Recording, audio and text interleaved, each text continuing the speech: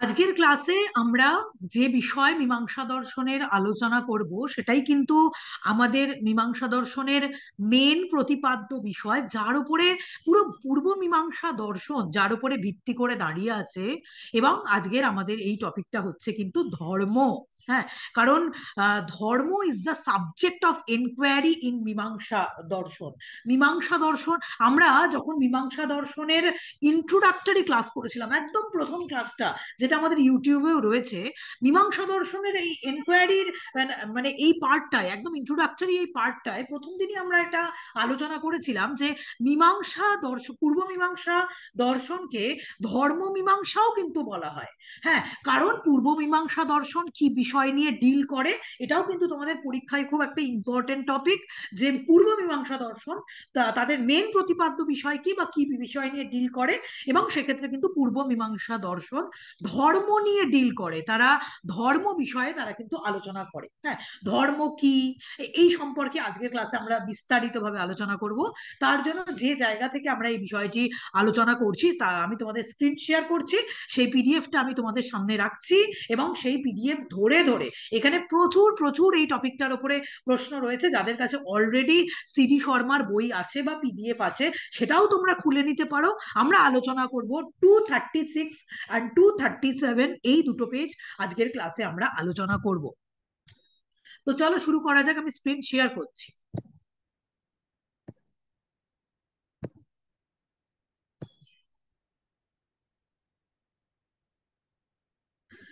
দেখো তো, সবাই দেখতে পাচ্ছ? স্ক্রিন দেখতে পাচ্ছ? হ্যাঁ ম্যাম। আচ্ছা, দেখতে পাচ্ছ, দাঁড়াও তো আমি একটু চেক করে নিই। হ্যাঁ, ঠিকই আছে। আচ্ছা, মীমাংসা দর্শনের আজকের, দাঁড়াও এই দিকটা হ্যাঁ, মীমাংসা দর্শনের আজকের আমাদের যে আহ, বিষয়, যে বিষয় নিয়ে আজকের আলোচনা করব, বলতে পারো যে এত বিষয় নিয়ে আমরা মীমাংসার এত ক্লাস করেছি, এত টপিক নিয়ে আলোচনা করেছি, মোস্ট ইম্পর্টেন্ট টপিক মীমাংসা দর্শনের এটাই, সেটা হচ্ছে কিন্তু মীমাংসা দর্শনের ধর্ম। হ্যাঁ, কারণ একদম আমি লাইন ধরে আলোচনা করছি, তোমাদের সামনে খোলা আছে, তোমরা সেটা কিন্তু দেখে নিতে পারবে। Because dharma is the subject of inquiry in Mimamsa. Mimamsa দর্শনের যেটা জিজ্ঞাসার, যেটা মেন প্রতিপাদ্য বিষয়, মীমাংসা দর্শন যে বিষয় নিয়ে আলোচনা করেছে, সমস্ত তার সমস্ত গ্রন্থে মহর্ষি জৈমিনী যে বিষয় নিয়ে আলোচনা করেছেন সেটা হচ্ছে কিন্তু ধর্ম। এইবার তোমাদের মনের মধ্যে প্রশ্ন আসবে যে ধর্ম বলতে কি বোঝায়। এবং পুরো ভারতীয় দর্শনে ধর্ম সম্পর্কে অনেক রকম মত প্রচলিত আছে, কিন্তু মীমাংসা দর্শনে বেসিক্যালি ধর্ম বলতে যে বিষয়টা বোঝানো হয়েছে, দ্যাট ইজ কল্ড কর্তব্য। ঠিক আছে, তাকে কিন্তু কর্তব্য বলা হয়েছে। দেখো লেখা আছে, Maharshi Jaimini defines dharma as a command or injunction. ভালো করে প্রত্যেকটা লাইনে প্রশ্ন আছে, খাতায় নোট ডাউন করবে। Joimini defines dharma as a command or injunction which impels man to action. আমরা জানি মানুষ যখন জন্মগ্রহণ করে, হ্যাঁ, প্রত্যেকটা মানুষ কিন্তু কর্মে প্রবৃত্ত হয়। আমাদের ভগবদ গীতায় বারবার করে এটা বলা হয়েছে, মানুষ কিন্তু কখনো কর্ম বিনা থাকতে পারে না। হ্যাঁ, কর্ম না করে কোনো মানুষ এক সেকেন্ডও কেউ কিন্তু কখনো সাস্টেইন করতে পারবে না। অর্থাৎ তুমি যে এখন ক্লাস করছো এটাও যেমন তুমি কর্ম করছো, তার সাথে সাথে তুমি যে নিঃশ্বাস নিচ্ছ এটাও কিন্তু তোমার কর্ম। হ্যাঁ, কিন্তু ব্যাপারটা হচ্ছে এটা, মানুষ হয়তো এটা বোঝে না যে কোন ধরনের কর্ম আমার কর্ম করা উচিত এবং কোন ধরনের কর্ম করা থেকে আমার নিবৃত্ত থাকা উচিত। এবং এই কারণে মহর্ষি জৈমিনী বলছেন ধর্মের সংজ্ঞা দিতে গিয়ে, সেটা হচ্ছে ধর্ম অ্যাজ আ কমান্ড। ধর্ম হচ্ছে আদেশ, ধর্ম হচ্ছে ইনজাংশন। ইনজাংশন অর কমান্ড কথাটার মানে হচ্ছে আদেশ। যে আদেশ বেদে দেওয়া আছে মানুষের জন্য, যেটা মানুষকে প্রকৃত কর্মে প্রবৃত্ত করে, দ্যাট ইজ কল্ড ধর্মা। ধর্মের সংজ্ঞা হিসাবে আবারও বলছি, Maharshi Jaimini defines dharma as a command or injunction which impels man. Impels কথাটার মানে হচ্ছে প্রবৃত্ত করা, মানুষকে যথার্থ কর্মে প্রবৃত্ত করে। সেটা কে প্রবৃত্ত করে? বেদে যে ইনজাংশন বা কমান্ড বা আদেশ দেওয়া হয়েছে, সেই আদেশটাকে বলা হচ্ছে ধর্ম। তার মানে ধর্ম হচ্ছে মানুষের প্রকৃত কর্তব্য। Dharma is the supreme duty, the ought and the categorical imperative. তোমরা ক্যাটেগরিক্যাল ইম্পারেটিভ মানে আমরা জানি আমাদের ইমানুয়েল কান্টের দর্শনে আমরা ক্যাটেগরিক্যাল ইম্পারেটিভ সম্পর্কে পড়েছি। ক্যাটেগরিক্যাল ইম্পারেটিভ মানে কি? Duty for the sake of duty. তুমি কর্তব্যের জন্য কর্তব্য করো, যে কর্তব্য হচ্ছে তোমার ধর্ম। মানুষকে বেঁচে থাকতে গেলে কর্তব্য করতে হয়, কর্ম করতে হয়। মানুষকে জানতে হবে যে কোন ধরনের কর্ম তোমার করা উচিত এবং কোন ধরনের কর্ম তুমি করবে না। এবং সেটা কিন্তু বেদে একটা ইনজাংশন বা কমান্ড জারি করা আছে প্রত্যেকটা মানুষের জন্য। হ্যাঁ, এবং এই জাতীয় কর্তব্য তুমি যখন পালন করবে তখন কর্তব্যের জন্যই কর্তব্য পালন করবে, ফলের আকাঙ্ক্ষায় তুমি কোনো ধরনের কর্তব্য কখনো পালন করবে না। এই জন্য ধর্মকে বলা হচ্ছে supreme duty, the ought and the categorical imperative. And artha and kama, আমরা জানি ভারতীয় দর্শনে চারটে পুরুষার্থ স্বীকার করা হয়েছে: ধর্ম, অর্থ, কাম এবং মোক্ষ। এবং এখানে খেয়াল করে দেখো পুরুষার্থ কথাটার মানে কি। পুরুষার্থ কথাটার মানে হচ্ছে প্রত্যেকটা মানুষের যেটা লক্ষ্য বস্তু তাকেই কিন্তু পুরুষার্থ বলা হচ্ছে। প্রত্যেকটা মানুষ যা কামনা করে, এবং সেখানে কিন্তু চারটে পুরুষার্থের কথা বলা হয়েছে: ধর্ম, অর্থ, কাম, মোক্ষ। এর মধ্যে অর্থ এবং কাম এটাও কিন্তু পুরুষার্থের মধ্যে পড়ে। কেন? দৈনন্দিন জীবনে যখন মানুষ বসবাস করে, তোমার যদি অর্থ না থাকে বা তোমার মনের মধ্যে যদি কোনো কামনা না থাকে, তুমি দৈনন্দিন জগতে বাঁচবে কি করে? তোমাকে বাঁচার জন্য, সাস্টেন করার জন্য, তোমার জীবনকে এগিয়ে নিয়ে যাওয়ার জন্য অর্থও যেমন প্রয়োজন, তেমনি কামও তেমন কিন্তু প্রয়োজন। এই কারণে কিন্তু অর্থ এবং কামকেও কিন্তু পুরুষার্থ হিসাবে স্বীকার করা হয়েছে। হ্যাঁ, কিন্তু বারবার করে এটা বলা হয়েছে যে অর্থ বলো বা কাম বলো, কোনোটাই যেন তোমার আনলিমিটেড পর্যায়ে না চলে যায়। হ্যাঁ, প্রত্যেকটা যতটুকু তোমার প্রয়োজন যে কোনো জায়গায়, ভারতীয় দর্শনে গাইড করা হচ্ছে এটা বলে যে যতটুকু তোমার প্রয়োজন তুমি ততটুকু নিজের কাছে নিয়ে রাখো। অর্থ যতটা প্রয়োজন, আমাদের আমাদের অনেক সময় এটা বলা হয় যে অর্থই হচ্ছে অনর্থের মূল। কখন? হ্যাঁ, যদি তোমার 10 টাকার প্রয়োজন হয় তুমি 10 টাকাই রাখো তোমার কাছে, কিন্তু তুমি যখন তোমার 10 টাকা দিয়েই তোমার জীবন চলে যাচ্ছে কিন্তু তোমার কাছে 100 টাকা রয়ে গেছে, তখন তুমি কি করবে? বাকি যে টাকাগুলো, 90 টাকা যে তোমার থাকছে, সেটা কিন্তু অনেক সময় তোমার অনর্থের কারণও হতে পারে। এই কারণে artha and kama which deal with ordinary common morality are learned by worldly intercourse। অর্থাৎ এই জগতে চলার জন্য অর্থ এবং কাম এটাও কিন্তু একটা মরালিটি। ঠিক আছে, এটা হচ্ছে অর্ডিনারি কমন মরালিটি, যেটা কিন্তু প্রত্যেকটা মানুষের থাকা দরকার। কিন্তু তার সাথে সাথে but dharma and moksha which deal with true spirituality are revealed only in the Veda। কিন্তু বেদে যাকে চরমতম পুরুষার্থ হিসেবে ধরা হয়েছে, দ্যাট ইজ ধর্ম অ্যান্ড মোক্ষ। অর্থ এবং কাম অবশ্যই মরালিটি, অবশ্যই সেটা আমাদের দৈনন্দিন প্রয়োজন সাধন করে, সব ঠিক আছে। অর্ডিনারি কমন মরালিটি এই দুটো আমাদের ওয়ার্ল্ডলি ইন্টারকোর্সের জন্য এই দুটো জিনিস কিন্তু অবশ্যই প্রয়োজনীয়। But dharma and moksha which deal with the true spirituality প্রকৃতভাবেই মানুষকে কিন্তু একটা আধ্যাত্মিক পথে এগিয়ে নিয়ে যেতে সাহায্য করে, যার কথা কিন্তু বেদে বলা আছে। অর্থাৎ বেদে বলা আছে তুমি কোন ধরনের কর্তব্য পালন করবে, এবং সেখানে কিন্তু তোমাকে duty for the sake of duty, অর্থাৎ কর্তব্যের জন্যই তোমাকে কর্তব্য পালন করতে হবে। কোন রকম কামনা বাসনা মনের মধ্যে রেখে এই ধরনের কর্ম বা কর্তব্য পালন করা কিন্তু তোমার চলবে না।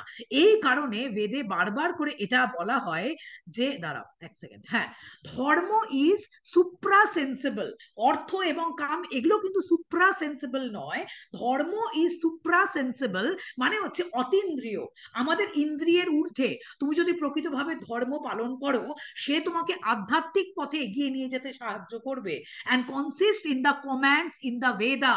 বেদে কমেন্ট করা আছে, বেদে কিছু ইনজাংশন বা আদেশ দেওয়া আছে যে কোন ধরনের ধর্ম কাকে বলে, কোনটা তোমার প্রকৃতপক্ষে মানে তোমার কর্তব্য, যে কর্তব্য প্রত্যেকটা মানুষকে পালন করতে হবে।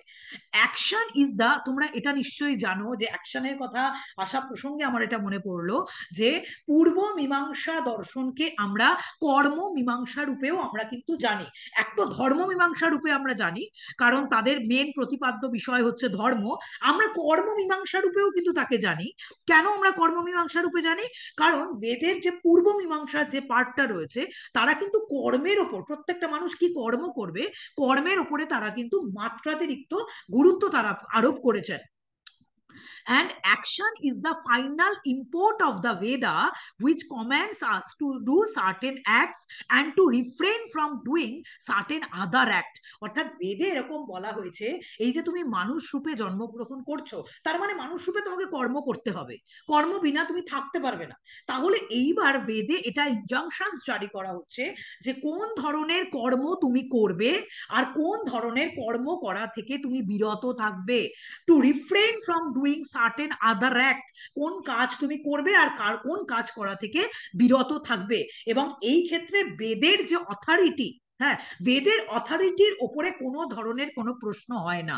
অর্থাৎ বেদে যা বলা আছে তুমি সেখানে কোনো প্রশ্ন করতে পারো না, সেটাকে কর্তব্য আকারে কিন্তু তোমাকে পালন করতে হবে। The authoritativeness of the Veda is supported by social consciousness as well as individual consciousness. অর্থাৎ বেদে যে ইনজাংশনস গুলো জারি করা হয়েছে সেটা যেমন সমাজের জন্যও খুব ভালো, প্রত্যেকটা মানুষের ব্যক্তির জন্যও সেটা ভালো। কারণ তোমরা এটা জানো যে ব্যক্তি নিয়ে কিন্তু সমাজ গঠিত হয়, হ্যাঁ, ব্যক্তি নিয়ে সমাজ গঠিত হয় মানুষের। তোমরা অনেক ক্ষেত্রে সোশ্যাল পলিটিক্যাল ফিলোসফি যারা নেটের ক্লাস করছো, ওয়েস্টার্ন পড়তে গিয়েও দেখেছো যে মানুষের ইন্ডিভিজুয়াল যে চাহিদা আর সমাজের চাহিদা এটা কিন্তু আলাদা নয়। ঠিক আছে, মানুষের চাহিদা থেকেই তো সমাজের চাহিদা তৈরি হয়। মানুষের চাহিদাটা হচ্ছে আমার ক্ষেত্রে শুধুমাত্র প্রযোজ্য, আর সমাজের চাহিদাটা হচ্ছে সমাজের সকলের ক্ষেত্রে প্রযোজ্য, কিন্তু চাহিদাটা কিন্তু মেনলি একই রকমের থাকে। হ্যাঁ, তো সেই ক্ষেত্রে সামাজিক চাহিদা এবং ব্যক্তিগত চেতনা, ব্যক্তিগত চাহিদার দ্বারাই কিন্তু বেদের এই কর্তব্য যে প্রণালী, যে কর্তব্যগুলো আমাদের করতে হবে, সেগুলো কিন্তু বেদে ইনজাংশনস গুলো জারি রয়েছে। Dharma and adharma deal with happiness and pain. অর্থাৎ যে কর্ম করলে তোমার মধ্যে ধর্ম উৎপন্ন হয় সেটা কিন্তু ধর্ম তোমার ক্ষেত্রে হ্যাপিনেস নিয়ে আসে। কিন্তু তুমি যদি যে কোনো ধরনের তুমি যদি কর্ম করতে যাও যেটা তোমার মধ্যে অধর্ম উৎপন্ন করবে, যেমন ধরো নিষিদ্ধ কর্ম, তোমার করা কখনোই ওই ধরনের কর্ম করা উচিত নয়, কিন্তু তুমি ওই কর্মগুলো করছো এবং কর্মগুলো করার দরুন তুমি তোমার মধ্যে অধর্ম উৎপন্ন হচ্ছে, যেটা তোমার কিন্তু দুঃখ কষ্টের কারণ হচ্ছে, জন্ম জন্মান্তরে সেটা কিন্তু তোমার দুঃখ কষ্টের কারণ হচ্ছে। So dharma and adharma deal with happiness and pain to be enjoyed or suffered in the life beyond. অর্থাৎ তুমি যে শুধুমাত্র খারাপ কাজগুলো করলে এ জন্মেই শুধু কষ্ট পাবে তা কিন্তু নয়, পরবর্তী জন্মেও কিন্তু তার জন্য তোমাকে প্রচন্ড কষ্ট পেতে হবে। সুতরাং এখন থেকে যখনই কোনো ধরনের কোনো অ্যাকশন করবে, কোনো ধরনের কোনো কর্ম করবে, তার জন্য তোমার জেনে নেওয়া উচিত যে কোন ধরনের কর্মগুলো তোমার করা উচিত এবং কোন ধরনের কর্মগুলো করা থেকে তোমার বিরত থাকবে। কারণ কর্ম ফল প্রদান করে, তোমরা জানো সবাই, কর্ম ফল প্রদান করে। এবং এই যে কর্ম ফল প্রদান করে তার জন্য কিন্তু মীমাংসা দর্শনে, হ্যাঁ, কর্ম যে ফল প্রদান করে তার জন্য মীমাংসা দর্শনে কিন্তু বলা হয়েছে, মাঝখানে একটা সিস্টেমকে এখানে স্বীকার করা হয়েছে এবং বলা হয়েছে action performed here produce an unseen potency, যাকে বলা হয় অপূর্ব। অর্থাৎ তুমি যখন কোনো কর্ম করো, হ্যাঁ, তোমার মধ্যে একটা মানে শক্তি উৎপন্ন হয়, that is called apurva. In the soul of the agent, যে কর্ম করছে তার আত্মায় কিন্তু অপূর্ব উৎপাদন হয়, which yield fruit when obstructions are removed and time becomes ripe for their fructification। অর্থাৎ যখন তুমি কোনো কর্ম করছো, কর্ম সাথে সাথেই সেটার ফল প্রদান করছে তা কিন্তু নয়, কর্ম কিন্তু অপূর্ব হিসাবে তোমার মধ্যে কিন্তু সেখানে সঞ্চিত থাকছে এবং এই অপূর্বই কিন্তু তোমাকে ফল প্রদান করছে। এই অপূর্বকে এটা জেনে রাখবে যে অপূর্ব বলতে কি বোঝানো হয়। এখানে লিখেও রাখতে পারো তোমার যে কর্ম এবং কর্মফল এই যে সম্বন্ধ, এই সম্বন্ধটা একটা নৈতিক সম্বন্ধ, ঠিক আছে। এবং এই ক্ষেত্রে বৈশেষিক দর্শনে অদৃষ্টকে স্বীকার করা হয়েছে, অদৃষ্ট বা অপূর্ব যাকে বৈশেষিক দর্শনে অদৃষ্ট বলা হয়, পূর্ব মীমাংসা দর্শনে তাকেই কিন্তু অপূর্ব বলা হয়। অদৃষ্ট বা অপূর্ব যাই বলো না কেন, এটা হচ্ছে একটা শক্তি, যে শক্তি, হ্যাঁ, যে শক্তি কিন্তু তোমাকে তুমি কোন ধরনের কর্ম করলে তোমার পাপ উৎপন্ন হবে কি পুণ্য উৎপাদন হবে, এই শক্তি কিন্তু সেটা তোমার নির্ধারণ ধারণ করে। হ্যাঁ, এবং বৈশেষিক এবং একেই কর্ম এবং কর্মফলের মধ্যে যে আবশ্যিক সম্বন্ধ, হ্যাঁ, তা কিন্তু অপূর্ব নামক নীতির দ্বারাই নিয়ন্ত্রিত। এই অপূর্ব নামক যে নীতি, এই নীতি কোন ধরনের কর্ম করলে তুমি ফল পাবে, ঠিক আছে, এই যে আবশ্যিক সম্বন্ধ কর্ম এবং কর্মফলের মধ্যে অপূর্ব, কিন্তু অপূর্ব নামক নীতির দ্বারাই কিন্তু সেটা নির্ধারিত হয়। সুতরাং অপূর্বকে একটা আনসিন পোটেন্সি বলা হয়েছে। এটা একটা শক্তি, এটা একটা প্রভাব, যার জন্য কর্ম তার ফল প্রদান করে। হ্যাঁ, তোমাকে অবশ্যই কর্ম করলে তার ফল পেতে হবে। The Apurba is the link between the act and it's fruit. কর্ম এবং কর্মফলের মধ্যে যে লিঙ্ক বা সম্বন্ধ, সেটা হচ্ছে কিন্তু এই অপূর্ব। It is the causal potency. এটা হচ্ছে একটা কার্যকারণ সম্পর্কের, এটা একটা শক্তি, যে শক্তিটা কিন্তু কর্ম এবং কর্মফলের মাঝখানে থাকে, এবং মাঝখানে থেকে সে কর্মকে ফল প্রদান করতে সাহায্য করে। সুতরাং এখান থেকে এটা জানলে যে কর্ম করলে তোমাকে ফল কিন্তু অবশ্যই পেতে হবে। ঠিক আছে, তাহলে তো অবশ্যই কর্ম করার আগে আমাদের সমাজের প্রত্যেকটা মানুষের এটা জেনে নেওয়া উচিত যে কোন ধরনের কর্ম আমরা করব এবং কোন ধরনের কর্ম আমরা করব না। এবং সেখানে বেদে যে ইনজাংশনস জারি করা আছে, সেটা আমরা আজকের ক্লাসে সংক্ষেপে আলোচনা করব। প্রথমেই যেটা বলা হচ্ছে, actions are first divided into three kinds. অর্থাৎ এই কর্মকে কিন্তু বেদে তিন ভাগে ভাগ করা হয়েছে। আমি একটু ধীরে সুস্থে বলছি যাতে তোমরা খাতায় লিখে নিতে পারো। Actions are first divided into three kinds. প্রথম হচ্ছে অব্লিগেটরি অ্যাকশন, বা তাকে তুমি বাংলায় বলতে পারো বাধ্যতামূলক কর্ম। আমি আস্তে আলোচনা করছি, লিখে নাও খাতায়। Actions are first divided into three kinds. First হচ্ছে obligatory action, সেকেন্ড হচ্ছে অপশনাল অ্যাকশন, আর থার্ড হচ্ছে প্রহিবিটেড অ্যাকশন। ফার্স্ট হচ্ছে অব্লিগেটরি অ্যাকশন, যাকে বাংলায় বলা হয় বাধ্যতামূলক কর্ম, যেটা অবশ্যই তোমাকে দৈনন্দিন জীবনে বেঁচে থাকতে গেলে যে ধরনের কর্ম তোমাকে করতে হবে, তাকে কিন্তু বলা হচ্ছে অব্লিগেটরি অ্যাকশন বা বাধ্যতামূলক কর্ম। সেকেন্ড হচ্ছে অপশনাল অ্যাকশন, বা তাকে কিন্তু তুমি বলতে পারো ইংরাজি বাংলাতে কাম্য কর্ম তুমি তাকে বলতে পারো। আর থার্ড হচ্ছে প্রহিবিটেড অ্যাকশন, বা তাকে কিন্তু বলা হয় নিষিদ্ধ কর্ম। নিষিদ্ধ কর্ম। তাহলে প্রথমেই আমাদের জেনে নেওয়া যাক যে বাধ্যতামূলক কর্ম বা অব্লিগেটরি অ্যাকশন কাকে বলে। ভালো করে বুঝবে, এখান থেকে কিন্তু প্রচুর প্রশ্ন তোমরা কমন পাবে। অব্লিগেটরি অ্যাকশনস, ঠিক আছে, which must be performed for their violation result in sin though their performance leads no merit। অর্থাৎ বাধ্যতামূলক কর্ম হলো তাই যা আমাদের অবশ্য পালনীয়, যে কর্তব্যগুলো তুমি যদি পালন না করো, হ্যাঁ, তাহলে কিন্তু তোমার পাপ হবে।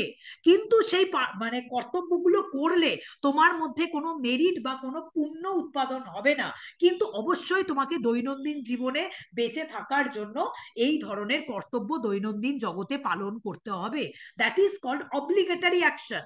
অব্লিগেটরি অ্যাকশন, আবারও মানেটা বলছি, সেটা হচ্ছে হুইচ মাস্ট বি পারফর্ম, তোমাকে অবশ্যই পালন করতে হবে, যেটা পালন করলে তোমার কোনো পুণ্য উৎপাদন হবে না, কিন্তু তুমি যদি এই কাজগুলো দৈনন্দিন জগতে না করো, সেটা কিন্তু তোমার পাপের জনক হবে, তোমার মধ্যে সেটা কিন্তু পাপ উৎপন্ন করবে।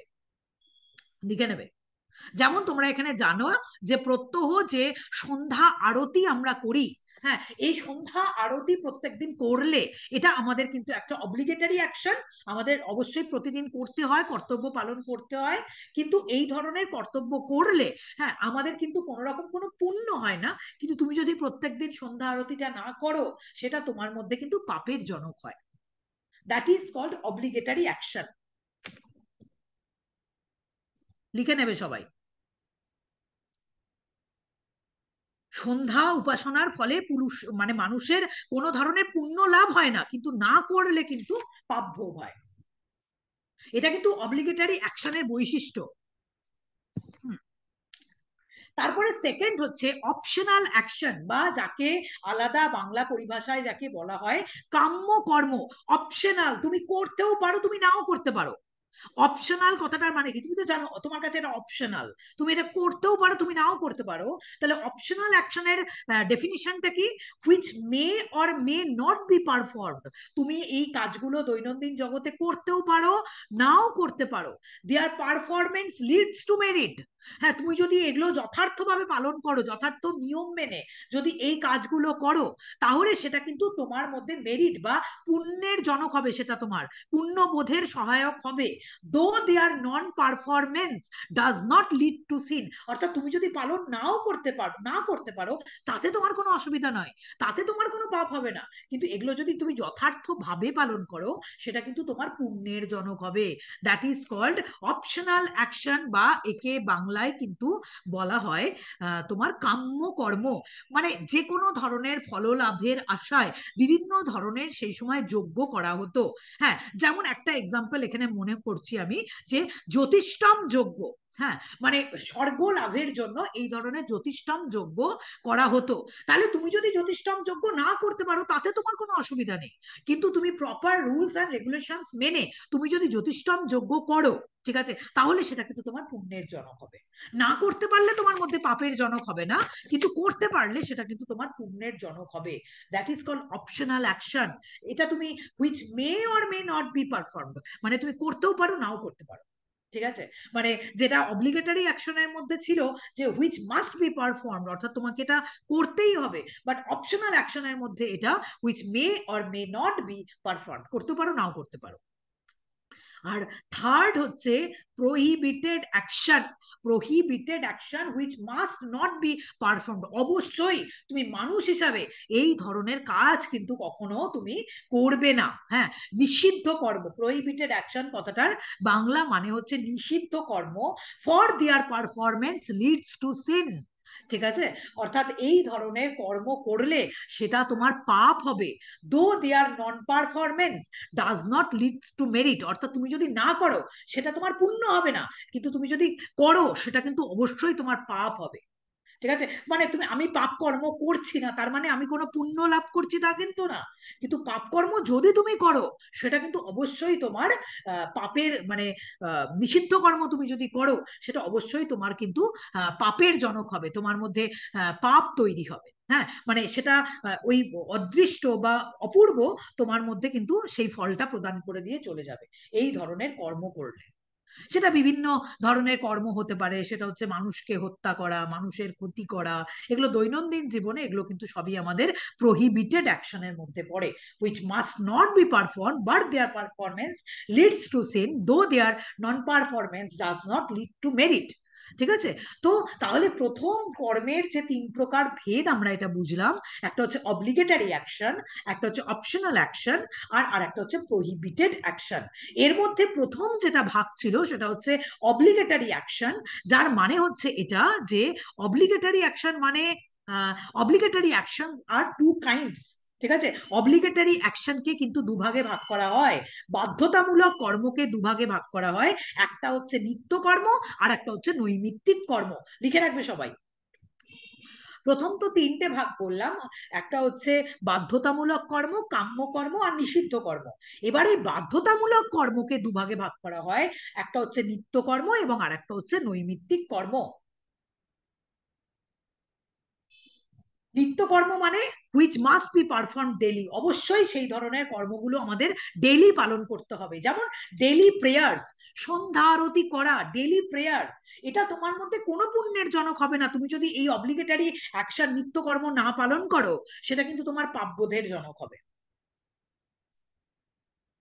নিত্যকর্ম মানেই হচ্ছে which must be performed daily, যেটা তোমাকে ডেলি পালন করতে হচ্ছে, যেমন ডেলি প্রেয়ার্স। আর অপশনাল অ্যাকশন, ঠিক আছে, সরি, হ্যাঁ, একটা হচ্ছে তোমার ডেলি পালন করতে হবে নিত্যকর্ম, আর আরেকটা হচ্ছে নৈমিত্তিক কর্ম, and those which must be performed on specific occasion. কিছু কিছু স্পেসিফিক অকেশনে, হ্যাঁ, যেমন ধরো শ্রাদ্ধা অনুষ্ঠান, একজন মারা যাওয়ার পর আমরা শ্রাদ্ধা অনুষ্ঠান করি, বা অনেক সময় আমরা মৃত্যুর অশৌচ পালন করি, আমরা করি না? 10 দিন বা 12 দিন ধরে আমরা বিভিন্ন ক্ষেত্রে অশৌচ পালন করি বাবা মা মারা যাওয়ার ক্ষেত্রে। কেন আমরা অশৌচ পালন করি? অশৌচ পালন করলে তোমার কোনো পুণ্য হবে না, কিন্তু তুমি যদি না করো, হ্যাঁ, তোমার কিন্তু পাপ হবে। এবং এটা অশৌচ পালনটা হচ্ছে কিন্তু স্পেসিফাইড অকেশনে কিন্তু এই ধরনের কর্মগুলো পালন করতে হয়, দ্যাট ইজ কল্ড নৈমিত্তিক কর্ম। তার মানে নিত্যকর্ম এবং নৈমিত্তিক কর্মের মধ্যে ভাগটা কোথায়? নিত্যকর্ম এবং নৈমিত্তিক কর্মের মধ্যে ভাগটা হচ্ছে এটা, যে দুটোই কিন্তু অব্লিগেটরি অ্যাকশন বা বাধ্যতামূলক কর্মের মধ্যে পড়ে। অবশ্যই তোমাদের এগুলো পালনীয়, ডেলি যেটা পালনীয় সেটা হচ্ছে নিত্যকর্ম, আর যেটা স্পেসিফাইড কোনো অকেশনে পালনীয় তাকে কিন্তু বলা হয় নৈমিত্তিক কর্ম। ঠিক আছে? তাহলে অব্লিগেটরি অ্যাকশনের দুটো ম্যাম, ভাগ। হ্যাঁ, বলো। বলছি নিত্যকর্মের মধ্যে কি শুধুমাত্র মানে সন্ধ্যা দেওয়াটারই ব্যাপারটা সন্ধ্যা আছে? দেওয়া, বিভিন্ন ধরনের অগ্নিহোত্রং জ্যোতি, অনেক ধরনের যজ্ঞ করা, রিচুয়ালস গুলোর কথা সব তোমার লেখা আছে। ঠিক আছে? কোন ধরনের রিচুয়ালস গুলো প্রত্যেকটা মানুষকে পালন করতে হয়, এই রিচুয়ালস গুলোর কথা বেদে খুব সুন্দর করে এটা লেখা আছে। মানে যার মধ্যে একটা এক্সাম্পল হচ্ছে ডেলি প্রেয়ার, আমরা সবাই আচ্ছা। করি সেটা। বুঝতে পারলে? আচ্ছা। এটা একটা হুম, মাত্র এক্সাম্পল আমি দিলাম, আরো আরো আরো অনেক অনেক এক্সাম্পলস রয়েছে। ঠিক আছে? তো ডেলি প্রেয়ার বা সন্ধ্যা আরতি করা, এটা কিন্তু আমাদের নিত্য কর্মের মধ্যে করে। আর নৈমিত্তিক কর্ম হচ্ছে যেমন অশৌচ পালন করা, হ্যাঁ, বা পাপের প্রায়শ্চিত্ত করা, হ্যাঁ, এই বিভিন্ন ধরনের কর্ম আছে যেগুলো কিন্তু আমাদের নৈমিত্তিক কর্মের মধ্যে কিন্তু পড়ে। তাহলে হলো অব্লিগেটরি অ্যাকশনের দুটো পার্ট, একটা হচ্ছে নিত্যকর্ম আর একটা হচ্ছে নৈমিত্তিক কর্ম। তারপরে কিন্তু আমরা সেকেন্ড পোর্শনে আমরা পড়েছিলাম অপশনাল অ্যাকশন, মানে হচ্ছে কাম্য কর্ম। দেখো লেখা আছে অপশনাল অ্যাকশনস আর কল্ড কাম্য and their performance leads two merit. তুমি যদি এই কাম্য কর্মগুলো প্রকৃত অর্থে তুমি যদি পালন করো, তাহলে সেটা অবশ্যই তোমার মধ্যে কিন্তু পুণ্যবোধের জনক হবে। Example, he who wants to go to haven. ঠিক আছে? যারা ধরো হেভেনে যেতে চায়, হ্যাঁ, বা পুণ্য অর্জন করতে চায়, কোনো ধরনের কামনায় যে যজ্ঞ করা হয় বা কোনো ধরনের কামনায় যে কর্ম করা হয়, দ্যাট ইজ কল্ড কাম্য কর্ম। মানে কাম্য কর্মের মধ্যে সবসময় কামনা তোমার মিশে থাকবে। ঠিক আছে? ওই কামনার্থেই তুমি ওই কর্মটা করছো। যেমন he who wants to go to heaven, যারা হেভেনে যেতে চায়, যারা স্বর্গে যেতে চায়, শুড পারফর্ম সার্টেন স্যাক্রিফাইসেস। বা ভারতীয় দর্শনে স্যাক্রিফাইস কথাটা যোগ্য অর্থেই কিন্তু ব্যবহার করা হয়েছে। স্বর্গকাম, যেহেতু স্বর্গকামের উদ্দেশ্যে যখন কোনো ধরনের স্যাক্রিফাইস বা যজ্ঞ করা হয়, তুমি যদি প্রকৃতভাবে সেই যোগ্যতা পালন করো, তাহলে সেটা তোমার পুণ্যবোধের জনক হবে। কিন্তু তুমি যদি না করতে পারো, তাতে তোমার কোনো অসুবিধা নেই, তাতে তোমার কিন্তু কোনো ধরনের পাপ হবে না। এবং এই ধরনের অপশনাল অ্যাকশন গুলোকেই কিন্তু কাম্য কর্ম বলা হয়। হ্যাঁ, তো কাম্য কর্ম সম্পর্কে ইন ডিটেল তো আমরা বললাম। আর তারপরে প্রহিবিটেড অ্যাকশন, নিষিদ্ধ কর্ম। হ্যাঁ, প্রহিবিটেড অ্যাকশনস আর কল্ড প্রতিষিদ্ধ, and their performance incur sin and leads to hell. হ্যাঁ, তোমার কিন্তু নরক হবে এই ধরনের কর্মগুলো তুমি যদি করো, এই ধরনের নিষিদ্ধ কর্মগুলো তুমি যদি করো। অ্যান্ড এই ধরনের নিষিদ্ধ কর্মকে প্রতিষিদ্ধ কর্ম বলা হয়। And their performance incur sin, সেটা কিন্তু তোমার অবশ্যই এই ধরনের কর্মগুলো তুমি যদি না করো, সেটা তোমার কোনো পুণ্য হবে না। কিন্তু এই ধরনের কর্মগুলো তুমি যদি একবার করে ফেলো, সেটা কিন্তু তোমার মধ্যে পাপবোধের জনক হবে। হ্যাঁ, তোমার নরক হবে, লিডস টু হেল, তোমার নরক হবে। তার মানে এটা এতক্ষণ অবধি তোমার বুঝতে পেরে গেলে যে কত ধরনের কর্মের শ্রেণীবিভাগ করা হয়েছে। একটা হচ্ছে obligatory action, optional action, prohibited action. আর অব্লিগেটরি অ্যাকশনকে তো দুভাগে ভাগ করছি, নিত্যকর্ম এবং নৈমিত্তিক কর্ম। একদম মানে একদম ক্লিয়ার তোমাদের কাছে এই চারটা। ঠিক আছে? এইবার প্রশ্ন হচ্ছে, এটা মীমাংসা দর্শনে এটারও একটা ইনজাংশন বা আদেশ দেওয়া হয়েছে, যে তুমি করে ফেলেছো কোনো একটা ধরনের নিষিদ্ধ কর্ম, তুমি করে ফেলেছো, তুমি জানো যে কর্ম করলে তার কিন্তু ফল আছে। আর তুমি যদি খারাপ কর্ম বা নিষিদ্ধ কর্ম করে ফেলেছো, তাহলে কিন্তু তার ফল তোমাকে কিন্তু ভোগ করতে হবে। কারণ তার মধ্যে যে আনসিন পোটেন্সি বা অপূর্ব যেটা রয়েছে, তোমাকে কিন্তু তার ফল প্রদান করে দিয়ে যাবে। তাহলে সেক্ষেত্রে কি করবে?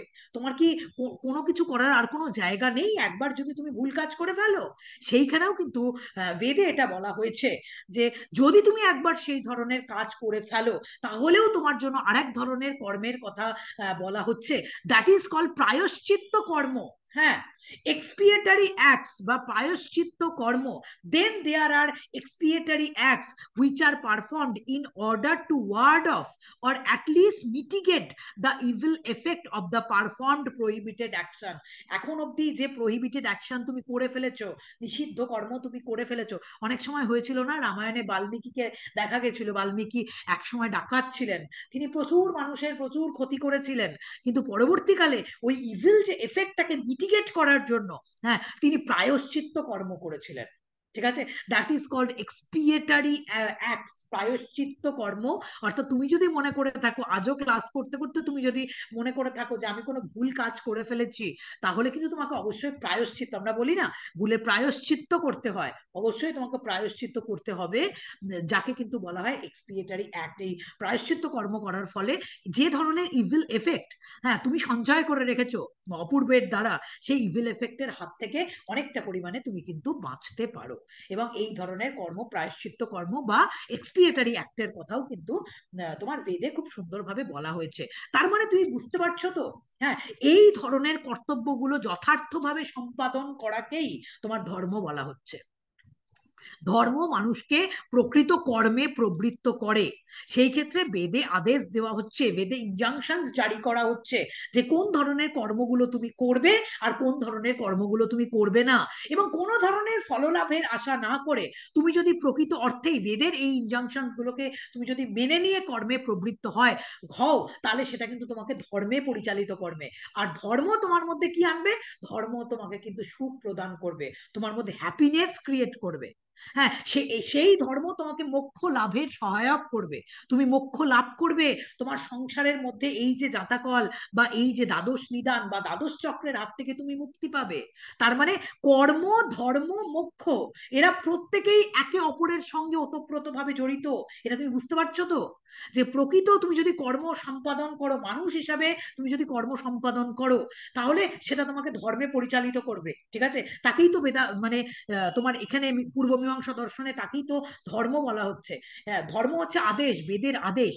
কোন রকম প্রশ্ন না করে, ফললাভের আশা না করে, নিরাসক্ত ভাবে তুমি যদি এই কর্মগুলো পালন করতে পারো, তাহলে তুমি প্রকৃত ধর্মবান মানুষ হবে, সুখী মানুষ হবে, যেটা আখেরেই তোমাকে কিন্তু মোক্ষ লাভ করতে সহায়তা করবে। কর্ম, ধর্ম, মোক্ষ, হ্যাঁ, প্রত্যেকটা মানুষের জীবনে এগুলো কিন্তু একে অপরের সাথে ওতপ্রোতভাবে জড়িত। তার জন্য যেটার উপর আমাদের প্রত্যেকের খেয়াল করতে হবে, সেটা হচ্ছে যে দৈনন্দিন জগতে আমি কোন ধরনের কর্ম করছি, এটা কিন্তু প্রত্যেকটা মানুষের আমাদের কিন্তু জানা উচিত। দ্য আর্লিয়ার মীমাংসা, এর পরের পেজে আমরা একটু চলে আসি, যে দ্য আর্লিয়ার মীমাংসা বিলিভড অনলি ইন ধর্ম, নট ইন মোক্ষা। হ্যাঁ, তা প্রাচীন যারা পূর্ব মীমাংসা আছে, আমরা তো বললাম যে মানে পূর্ব মীমাংসা দর্শনের মেন প্রতিপাদ্য, তাদের সাবজেক্ট ম্যাটার কিন্তু ধর্ম, তাদের সাবজেক্ট ম্যাটার কিন্তু মোক্ষ নয়। ঠিক আছে, আর্লি মীমাংসার, the early Mimamsa believed only in dharma and not in moksha, and their ideal was to attainment of heaven. অর্থাৎ এই ধর্ম যদি তুমি পালন করো, তোমার স্বর্গ লাভ হবে। ঠিক আছে, সেখানে মোক্ষের কনসেপ্ট ছিল না, তখন এই কনসেপ্টটা এটা ছিল যে তুমি যদি তোমার ধর্ম যথার্থভাবে পালন করো, তাহলে সেটা কিন্তু তোমার স্বর্গ লাভ হবে। But later Mimamsakas believed in moksha and substitute the ideal of heaven by that of liberation, অপবর্গ। কিন্তু পরবর্তীকালে ল্যাটার মীমাংসা যারা রয়েছেন বা বেদান্তি যারা রয়েছেন, তারা কিন্তু স্বর্গ লাভের এই কনসেপ্টকে তারা বিশ্বাস করতেন না, হেভেনের কনসেপ্টকে তারা বিশ্বাস করতেন না। তারা সেই জায়গায় যেটা নতুন কনসেপ্ট নিয়ে এলেন, সেটা হচ্ছে মোক্ষের concept, and substitute the ideal of heaven by that of liberation. তারা ওই মানে হেভেনের কনসেপ্টকে তারা মোক্ষের কনসেপ্ট বা অপবর্গ, মোক্ষ বা লিবারেশন বা অপবর্গ, এগুলো কিন্তু সবই সমার্থক শব্দ, তারা কিন্তু মোক্ষের কনসেপ্টে পরবর্তীকালে বিষয়টাকে নিয়ে যান। জিনিসটা আখেরে একই।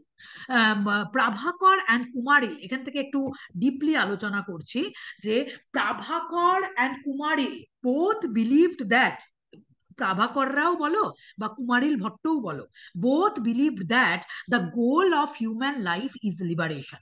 প্রাভাকর মীমাংসক এবং ভাট্ট মীমাংসক বোধ তারা এটা স্বীকার করতেন যে প্রত্যেকটা মানুষের জীবনের লক্ষ্য হচ্ছে কিন্তু মোক্ষ লাভ করা, দো both conceived it as a negative manner like the ন্যায় বৈশেষিক। কারণ তারা এটা মনে করতেন যে প্রাভাকর মীমাংসক আর ভাট্ট মীমাংসক তারা এটা মনে করতেন, হ্যাঁ, মোক্ষ আমাদের সংসারের এই যে চক্র সাইকেলের মতো ঘুরছে, এই সংসারের এই চক্র থেকে আমাদের বেরোতে সাহায্য করে। The soul is changed to সংসারও। আমরা সংসার জীবনে আবদ্ধ হয়ে আছি on account of its association with the body. সোলের সাথে এই যে বডির কানেকশন, এই যে সেন্স অর্গানের কানেকশন, এই যে মাইন্ডের কানেকশন, এই কানেকশন আমাদের কি করে জানো? কানেকশন আমাদের কিন্তু সংসার জগতে ক্রমাগত আবর্তিত করে চলেছে। তাদের অ্যাসোসিয়েশন, এই অ্যাসোসিয়েশন কার সাথে? আত্মার সঙ্গে দেহ, আত্মার সঙ্গে মন, হ্যাঁ, এবং আত্মার সঙ্গে দেহ, মন এবং আমাদের যে সেন্স অর্গানগুলো রয়েছে এর অ্যাটাচমেন্ট রয়েছে, এর অ্যাসোসিয়েশন রয়েছে। এবং এই অ্যাসোসিয়েশন আমাকে এই সংসার জীবনের মধ্যে এই আবর্তে কিন্তু আমরা ঘুরে চলেছি। Through this association the soul becomes a knower enjoyer and agent. এবং এই আত্মাই কিন্তু এগুলোর চক্রে পড়ে গিয়ে, হ্যাঁ, নিজেকে জ্ঞাতা কর্তা ভোক্তা বলে মনে করে। And this association is due to karma. হ্যাঁ, এবং এই অ্যাসোসিয়েশনটা হয়েছে কিন্তু আমাদের বেসিক্যালি কর্মের জন্য। এই কর্মই আত্মাকে আমাদের দেহ, আমাদের সেন্স অর্গান এবং আমাদের যে ধরো মাইন্ড রয়েছে তার সঙ্গে অ্যাসোসিয়েট করছে, এবং অ্যাসোসিয়েট করার জন্যই আত্মা কিন্তু এই সংসার চক্রের আবর্তে সে কিন্তু ঘুরে চলেছে। This association is due to karma which is the cause of bondage. অর্থাৎ এই কর্মই হচ্ছে কিন্তু আমাদের বন্ধনের মূল কারণ। হ্যাঁ, কর্ম হচ্ছে আমাদের বন্ধনের মূল কারণ। When the cause is removed, সত্যি সত্যি যদি তুমি কারণকে রিমুভ করে দিতে পারো, অর্থাৎ কর্মকে রিমুভ করে দিতে পারো, the effect also cease to exist, তাহলে কিন্তু তুমি ফললাভের হাত থেকেও তুমি কিন্তু বেঁচে যাবে। তার মানে তোমাদের মনে হচ্ছে বেসিক্যালি এটা, যে তুমি যদি কর্ম না করো, হ্যাঁ, তাহলে তুমি বেঁচে গেলে, তাহলে তোমার আত্মা কিন্তু এই সংসার চক্রের যে জাঁতাকল এর থেকে আত্মা কিন্তু সেখান থেকে মুক্তি পাবে। কিন্তু বিষয়টা কিন্তু তা নয়। ঠিক আছে, এখানে পরবর্তীকালে সেটা আলোচনা করছি। সো অ্যাবস্টেনশন ফ্রম কর্ম, অ্যাবস্টেনশন ফ্রম কর্ম মানে কি বলতো? যে কর্ম থেকে বিরত থাকা। তার মানে সবাই এটা মনে করতে পারে, এবং ভগবত গীতাতেও অনেক জায়গায় এটা লেখা আছে যে তুমি যদি কর্ম করা থেকে বিরত থাকো, হ্যাঁ, তাহলে কিন্তু তোমার ফল হবে না। আর যে মাত্র তুমি ফললাভ করবে না, তার মানে তুমি তোমার এই সংসার জীবন থেকে তোমার মুক্তি ঘটবে। হ্যাঁ, এটা কিন্তু মনে করা হয়। The abstention from karma automatically leads to the resolution of the marriage tie. ম্যারেজের যেমন একটা টাই হয় না, যে সোলের সঙ্গে বডিরও কিন্তু তেমনই একটা টাই। সোলের সঙ্গে বডি, সেন্স অর্গান, মাইন্ডেরও কিন্তু এরকম একটা টাই হয়, ম্যারেজ টাই এর মতো, বিবাহ সম্বন্ধের মতো। কিন্তু তুমি যদি কর্ম না করো, হ্যাঁ, তাহলে কিন্তু তোমার ফললাভও হবে না এবং তোমার সেখানে মৃত্যু ঘটবে। কিন্তু তোমার এখানে মনে হতে পারে, তার মানে ম্যাম আপনি এখানে বলছেন যে আমি কোনো ধরনের কর্মই তাহলে করব না, তাহলে আমার ফল লাভ হবে, ফলটা সেখানে লাভ হবে না। সেখানে কিন্তু বেদে এটা বলা হচ্ছে যে কর্ম, অ্যাবস্টেনশন ফ্রম ফ্রম কর্ম, এই যে এই লাইনটা এখানে দেখো খুব সুন্দরভাবে লেখা আছে, প্রাভাকর and কুমারিল both admit that abstention from karma does not mean abstention from all কর্মস। প্রাভাকর Mimamsaka এবং কুমারিল ভট্ট বলছে যে কর্ম করা থেকে বিরত থাকা মানে এটা নয় যে যে কোনো ধরনের কর্ম করা থেকে বিরত থাকা। এখানে কর্ম করা থেকে বিরত থাকা মানে অ্যাবস্টেনশন ফ্রম অপশনাল আর কাম্য কর্ম এবং নিষিদ্ধ কর্ম করা থেকে বিরত থাকা। তোমাকে অবশ্যই মানে বেদে যে অব্লিগেটরি অ্যাকশন মানে হচ্ছে নিত্যকর্ম এবং নৈমিত্তিক কর্ম তোমাকে পালন করার কথা বলা হয়েছে। তার মানে তোমাকে নিত্যকর্ম এবং নৈমিত্তিক কর্ম করতে হবে। কিন্তু যে ধরনের কর্ম করা থেকে অ্যাবস্টেনশন বা বিরত থাকার কথা বলা হয়েছে, এবং এই দু ধরনের কর্ম হচ্ছে কাম্য কর্ম এবং প্রহিবিটেড বা প্রতিষিদ্ধ অ্যাকশন, এটার থেকে তোমাকে বিরত থাকার কথা বলা হয়েছে। তুমি তো নিশ্চয়ই বুঝতে পারছো যে নিষিদ্ধ কর্ম থেকে অবশ্যই আমাদের বিরত থাকতে হবে, কারণ নিষিদ্ধ কর্ম করলে সেটা কিন্তু তোমার পাপবোধের জনক হবে। আর অপশনাল অ্যাকশন বা কাম্য কর্ম যদি তুমি প্রকৃতভাবে পালন করতে পারো নিয়ম শৃঙ্খলার দ্বারা, তাহলে তোমার ঠিক আছে। কিন্তু তুমি যদি নিয়ম শৃঙ্খলা ঠিকমতো পালন না করে তুমি যদি এই কর্মটা করো, তাহলে এটা কিন্তু তোমার পাপবোধের জনক হবে, তোমার মধ্যে কিন্তু এটা কোনোভাবেই পুণ্য উৎপাদন করবে না। সুতরাং এই ধরনের যে কর্মগুলো রয়েছে অপশনাল অ্যাকশন অর্থাৎ কাম্য কর্ম অ্যান্ড প্রহিবিটেড অ্যাকশন, এই ধরনের কর্ম করার থেকে তোমাকে বিরত থাকার কথা বলা হচ্ছে যে কোনো কোনো ধরনের কর্ম করার থেকে বিরত থাকার কথা কোনোভাবেই কিন্তু বলা হয়নি। The performance of the former leads to merit and to heaven, অর্থাৎ তুমি যদি নিত্যকর্ম তোমার মানে অব্লিগেটরি অ্যাকশন গুলো তুমি যদি প্রকৃতভাবে পালন করো, তাহলে সেটা কিন্তু তোমার পুণ্য লাভের জনক হবে। while that of the latter is merit to hell, এবং তুমি যদি এগুলোকে প্রকৃতভাবে পালন না করো, তাহলে কিন্তু এটা তোমার তোমার নরক লাভ হবে, এবং এটা তোমার কিন্তু পাপের জনক হবে। দ্য সিকার অফ লিবারেশন, যারা মোক্ষপ্রাপ্ত মানুষ, অর্থাৎ যারা মোক্ষের দিকে এগিয়ে চলেছেন, তারা কিন্তু তাদের নিজেদের যে অব্লিগেটরি অ্যাকশন, এটা কিন্তু অবশ্যই তাকে পালন করতে হবে। কাম্যকর্ম তুমি করতে পারো নাও করতে পারো, আর নিষিদ্ধ কর্ম তো তুমি করবেই না। মোক্ষ লাভ করার মানে বাধা হচ্ছে কিন্তু তোমার নিষিদ্ধ কর্ম, তুমি পালন করতে পারবে না। এই ধরনের কর্ম করলে তুমি কিন্তু কখনোই মোক্ষ লাভ করবে না। আর কাম্যকর্ম যেটা আছে, তুমি করতেও পারো নাও করতে পারো, কিন্তু করতে গেলে তোমাকে অবশ্যই নিয়ম শৃঙ্খলা মেনে তোমাকে কিন্তু এই ধরনের কাম্যকর্ম করতে হবে। হ্যাঁ, সুতরাং কাম্যকর্ম এবং নিষিদ্ধ কর্ম তুমি করবে না বেশিরভাগ ক্ষেত্রে, ঠিক আছে, কিন্তু যেটা নিত্যকর্ম এবং নৈমিত্তিক কর্ম অর্থাৎ বাধ্যতামূলক কর্ম, সেটা কিন্তু সবাইকেই পালন করতে হবে, ইনক্লুডিং যারা মোক্ষপ্রাপ্ত ব্যক্তি, তাদেরও কিন্তু এগুলো পালন করতে হবে। The seeker of liberation has to raise above both merit and demerit. যারা মোক্ষপ্রাপ্ত ব্যক্তি, তারা কিন্তু এই পাপ পুণ্যের তারা কিন্তু ঊর্ধ্বে চলে যান, above both heaven and hell। হ্যাঁ, তারা কখনো কোনো কামনায় তারা কিন্তু কোনো ধরনের কর্ম তারা কিন্তু করেন না। Even they should perform the obligatory action enjoined by the Veda, অর্থাৎ এই ধরনের মানুষরা যারা মোক্ষকামী, যারা মোক্ষকে কামনা করছে, মোক্ষ কামে তারা কিন্তু যখন কোনো কর্ম করছে, তারা কিন্তু অব্লিগেটরি অ্যাকশন অর্থাৎ নিত্য কর্ম এবং নৈমিত্তিক কর্ম তারা অবশ্যই পালন করছে। কিন্তু এগুলো কেন পালন করছে জানো? এই যে তারা পালন করছে এই কারণে যে Prabhakara believes in duty for duty sake, তারা কর্তব্যের জন্য কর্তব্য পালন করছে। তারা obedience to the Veda is an end, তারা বেদকে ওবিডিয়েন্ট, তারা ওবিডিয়েন্ট স্টুডেন্ট, বেদে যা বলা হচ্ছে তারা কিন্তু তাই করছে। হ্যাঁ, তারা কিন্তু কোনো ধরনের কামনার্থে কোনো কর্ম করছে না, তারা যথার্থভাবে ধর্মকে ভ্যালু দিয়ে বেদের তারা হচ্ছে ওবিডিয়েন্ট স্টুডেন্ট, তারা বেদে যে ধরনের কর্ম করার কথা বলা হয়েছে তারা কিন্তু সেইভাবেই সেই কর্ম পালন করছে। This actions must be performed in an absolute detached manner, অর্থাৎ ভগবত গীতায় নিষ্কাম ভাবে প্রত্যেকটা কর্ম সম্পাদন করার কথা বলা হয়েছে, এবং বেদেও কিন্তু বলা হচ্ছে যারা মুখ্যকামী মানুষ তারাও কিন্তু অ্যাবসলিউটলি ডিটাচড ম্যানার, মানে নিরাসক্ত ভাবে ফলের প্রতি তার কোনো ধরনের কোনো কামনা বাসনা থাকবে না। Duty for the sake of duty, কর্তব্যের জন্যই তাদের এই কর্তব্যগুলো পালন করতে হবে। মানে আমি আমার সন্তানের জন্য কি করছি, তার মানে এটা আমি দেখবো না যে সন্তান আমার জন্য কি করলো, আমি তো আমার কর্তব্য সাধন করছি। মা হিসাবে আমার সন্তানের প্রতি কর্তব্য রয়েছে, সেই কর্তব্যগুলো আমি কর্তব্যের জন্যই কর্তব্য পালন করছি।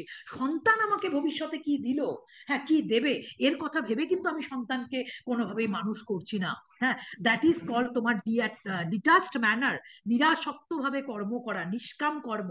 This actions must be performed in an absolute detached manner without any consideration of reward, simply because they are the command of the Veda. হ্যাঁ, বেদে বলা আছে, এই জন্যই আমি এই কর্তব্যগুলো করছি, কর্তব্য সম্পাদন করার জন্যই কর্তব্য করছি, কোনো কামনার্থে কিন্তু আমি কোনোভাবে কোনো কর্তব্য করছি না।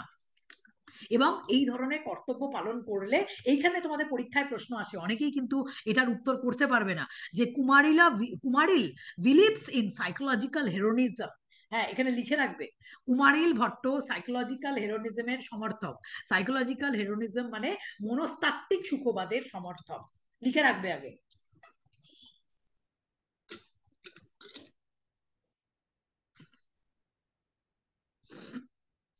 কেন কুমারিল ভট্ট সাইকোলজিক্যাল হেরোনিজমের সমর্থক, এটা পরীক্ষায় প্রশ্ন আসতে পারে, কারণ এই ধরনের কর্তব্য সম্পাদন তোমার মধ্যে সুখ প্রদান করে, ঠিক আছে, তোমার মধ্যে হ্যাপিনেস ক্রিয়েট করে। হ্যাঁ, Kumarila believes in psychological hedonism and makes the performance of this action as a means to realize the ultimate end liberation. অর্থাৎ তিনি বলছেন যে এই ধরনের কর্মগুলো আমরা যদি নিরাসক্ত ভাবে পালন করি, সেটা আমাদের মোক্ষ লাভের পথকে প্রস্তুত করে। হ্যাঁ, যে কোনো ধরনের পাস্ট সিন, অর্থাৎ আমরা পূর্বে হয়তো কোনো খারাপ কাজ করে ফেলেছি, হ্যাঁ সেগুলোকে ভুলে এটা আমার মধ্যে সুখ প্রদান করে, এবং এই কারণেই, ঠিক আছে? পূর্বে যা করেছো করেছো, ঠিক আছে, তারও তো প্রায়শ্চিত্ত রয়েছে। এই ধরনের কর্মগুলো তুমি যদি নিরাসক্ত ভাবে পালন করো, এগুলো কিন্তু তোমার মধ্যে সুখ প্রদান করবে, এবং সেটা ভবিষ্যতে তোমার মোক্ষ লাভের পথকে কিন্তু সেটা প্রস্তুত করতে সে কিন্তু পারে। And Prabhakar believes in the utter supremacy of action, though he admits knowledge also is a means of liberation. প্রাভাকররাও এটা বলেছেন যে কর্ম করলেই মানুষ কিন্তু সেটা মোক্ষ লাভের পথকে প্রশস্ত করতে পারে, এবং অবশ্যই সেখানে জ্ঞানেরও ভূমিকা রয়েছে, কিন্তু সুপ্রিমেসি অফ অ্যাকশন, অ্যাকশনের ভূমিকা অগ্রগণ্য। ঠিক আছে? যত ভালো তুমি কাজ করবে, যত ভালো তুমি কর্ম করবে, হ্যাঁ, তোমাকে সেটাই কিন্তু মোক্ষ লাভের পথকে প্রশস্ত করতে পারে। অবশ্যই সেখানে জ্ঞানের ভূমিকা তো রয়েছে। জ্ঞান যদি তোমার প্রকৃত না থাকে, তুমি যদি না জানো যে কোন ধরনের কর্মগুলো তোমার করা উচিত এবং কোন ধরনের কর্মগুলো তোমার করা উচিত নয়, তাহলে তুমি কিভাবে কর্মে প্রবৃত্ত হবে? তার জন্য জ্ঞানও অবশ্যই প্রয়োজনীয়। কিন্তু প্রাভাকর বিলিভস ইন দ্য আটার সুপ্রিমেসি অফ অ্যাকশন, অ্যাকশনের গুরুত্ব তারা কিন্তু সবচেয়ে বেশি পরিমাণে স্বীকার করেছেন। অ্যান্ড কুমারিল বিলিভস ইন জ্ঞান কর্ম সমুচ্চয়বাদ। না, কুমারিল ভট্টকে কিন্তু জ্ঞান কর্ম সমুচ্চয়বাদী বলা হয়। Or in a harmonious combination of knowledge and action. বুঝতেই পারছো, তোমার মধ্যে নলেজও যেমন থাকা প্রয়োজন, জ্ঞানও যেমন থাকা প্রয়োজন, কর্ম তোমার সঠিকভাবে করা প্রয়োজন। কারণ এই দুটো মিলে, জ্ঞান কর্ম সমুচ্চয়বাদ মানে হচ্ছে এই দুটো একসাথে মিলে তোমাকে কিন্তু ভবিষ্যতে মোক্ষ লাভের পথকে তোমার প্রশস্ত করতে পারে। And thus paves the way for অদ্বৈত বেদান্ত। এবং পরবর্তীকালে ধীরে ধীরে আমরা কিন্তু এখন অদ্বৈত বেদান্তের দিকে এগিয়ে চলেছি। তার মানে তোমাকে যদি মোক্ষ লাভ করতে হয়, যেটা পূর্ব মীমাংসা দর্শনে যাকে স্বর্গ লাভের কথা বলা হয়েছে, সেটাই পরবর্তীকালে ল্যাটার মীমাংসকে সেটা মোক্ষ লাভের কথা বলা হয়েছে, বা অপবর্গের কথা বলা হয়েছে, লিবারেশনের কথা বলা হয়েছে। এই লিবারেটেড সোল তুমি কি করে হতে পারো? সেটা তোমার একদিকে যেমন প্রকৃত নলেজ থাকতে হবে। কার নলেজ থাকতে হবে? সিম্পলি বেদের যে জ্ঞান, সেই সম্পর্কে তোমার প্রকৃত নলেজ থাকতে হবে। বেদের যে ইনজাংশনস, বেদে যে আদেশগুলো দেওয়া আছে, কি ধরনের কর্ম তোমার করা উচিত এবং কোন ধরনের কর্ম তোমার করা উচিত নয়, তাকে নিরাসক্ত ভাবে তোমার পালন করতে হবে। বেদে এটা বলা আছে যে কোন ধরনের কর্মগুলো তুমি করবে আর কোন ধরনের কর্মগুলো তুমি করবে না। হ্যাঁ, যে ধরনের কর্মগুলো করার কথা বলা হয়েছে তাকে নিরাসক্ত ভাবে পালন করো। কোনো ধরনের কামনায় সেই কর্মগুলো তুমি করো না। অর্থাৎ এই যে অব্লিগেটরি অ্যাকশনের কথা বলা হয়েছে, মোক্ষপ্রাপ্ত ব্যক্তিও এই ধরনের অব্লিগেটরি অ্যাকশন সে পালন করবে। ঠিক আছে? তার মানে সে নিত্য কর্মগুলোও পালন করবে, নৈমিত্তিক কর্মগুলোও তাকে কিন্তু অবশ্যই পালন করতে হবে। তার মানে পিতামাতার মৃত্যুর পর অশৌচ যে পালন করা, এটাও কিন্তু নৈমিত্তিক কর্মের মধ্যে পড়ে, এটাও তাকে পালন করতে হবে। কিন্তু কোনো ধরনের কামনায় সেই ধরনের কর্মগুলো করবে না। হ্যাঁ, কর্তব্যের জন্য কর্তব্য করবে, duty for the sake of duty. কিন্তু কাম্য কর্ম এবং নিষিদ্ধ কর্ম করার থেকে তাকে বিরত থাকতে হবে। নিষিদ্ধ কর্ম করার থেকে তাকে বিরত থাকতে হবে, এটাই স্বাভাবিক। সেই ধরনের কর্ম করা যাবে না, কারণ এই ধরনের কর্মগুলো করলে সেটা তোমার মধ্যে পাপের জনক হবে। কিন্তু এই যে কাম্যকর্ম, কাম্যকর্ম করার আগেও তোমাকে ভাবতে হবে যে প্রকৃতভাবে সমস্ত নিয়ম নিষ্ঠা আচার মেনে তবে যদি তুমি এই কর্মগুলো করতে পারো, তবে তোমার জন্য ভালো, তবে তোমার ক্ষেত্রে সেটা পুণ্যের জনক হবে। কিন্তু প্রকৃতভাবে তুমি যদি পালন না করতে পারো, তার থেকে তুমি বিরত থাকো, এই ধরনের কর্মগুলো করো না। কিন্তু প্রত্যেকটা মানুষের যে কর্ম অবশ্যই করা উচিত, সেটা কিন্তু নিত্যকর্ম এবং নৈমিত্তিক কর্ম, এগুলো কিন্তু সবই তোমার কিন্তু অবশ্যই করা উচিত। সেই জন্য জ্ঞান কর্ম সমুচ্চয়বাদ, হ্যাঁ, পূর্ব মীমাংসা কর্মের ওপরে প্রাধান্য দিয়ে দিয়েছে, ল্যাটার মীমাংসা জ্ঞানের ওপরে প্রাধান্য দিয়েছে। কিন্তু আমি বলবো, যেটা ভগবদ গীতাতেও বারবার করে এটা বলা হয়েছে, জ্ঞান কর্ম এবং ভক্তির কথাও সেখানে বলা হয়েছে, যে জ্ঞান কর্ম ভক্তি এই তিনটে যদি কোনো একজন মানুষের মধ্যে প্রকৃত রূপে থাকে, সে যদি প্রকৃত রূপে শাস্ত্র সম্পর্কে জ্ঞানী হয়, কর্ম যদি তার যথাযথ হয়, এবং আমাদের ইউনিভার্সের প্রতি তার যদি গভীর শ্রদ্ধা থাকে, ভক্তি থাকে, কোনো নির্দিষ্ট ভগবানের প্রতি ভক্তির কথা আমি এখানে কোনোভাবে বলছি না, এটাকে আমি মানিও না, স্বীকারও করি না। কিন্তু তোমার যে ইউনিভার্স, যেটা উপনিষদে বারবার করে বলা হচ্ছে, হ্যাঁ, যে এই যে ইউনিভার্স রয়েছে, হ্যাঁ, অল পারভার্ডিং কোনো একজন, কোনো একটা স্পিরিট রয়েছে, কোনো একটা চেতন শক্তি আমি কিন্তু ফিল করি। ঠিক আছে? মানে এরকম একটা কোনো চেতন শক্তি আছে, যাকে আমি কোনো ঈশ্বর রূপে, আমি কোনোদিন কোনো ঠাকুরের সামনে হাত জোর করি না। ঠিক আছে? কারণ এই যে মানে এই এই যে ঠাকুরের যে কনসেপ্ট গুলো রয়েছে, সেগুলোকে আমি বিশ্বাস করি না বলেই আমি সেটা করি না, কোনোদিন করি না। এবার অনেকে আমাকে এখানে ভাবতে পারে যে তাহলে আমি হচ্ছি নাস্তিক, যেহেতু আমি কোনো ঠাকুরের সামনে হাত জোড় করি না, ঠাকুরকে কোনো প্রতিদিন খাবার দিই না, এটা আমি করি না। ঠিক আছে, অনেকে আমাকে মানতে পারে যে আমি নাস্তিক, কিন্তু আমি নাস্তিক নই। সেই অর্থে আমি নাস্তিক নই কেন? আমি কিন্তু ওই অসীম অনন্ত যে পাওয়ার, যে শক্তিটা এই ইউনিভার্সে রয়েছে, সেই শক্তিটাকে কিন্তু আমি ফিল করি, এই শক্তিটাকে কিন্তু আমি শ্রদ্ধা করি, এই শক্তিটাকে আমি ভক্তি করি। কিন্তু ভক্তি করে আমি আমার কর্মের ওপরেও কিন্তু জোর দিই, এবং আমি চেষ্টা করি জ্ঞান প্রকৃতভাবে অর্জন করতে, চেষ্টা করি। ঠিক আছে, চেষ্টা। ঠিক আছে, তার দ্বারা হতে পারে আমি বিয়াস জন্মে কোনো পাপ কাজ করেছি, সেই পাপ কাজটা আমার প্রায়শ্চিত্ত হচ্ছে, অনেক কিছুই সেটা হতে পারে। কিন্তু প্রত্যেকটা মানুষের চেষ্টা করা উচিত জ্ঞান, কর্ম এবং তার সাথে ভক্তি।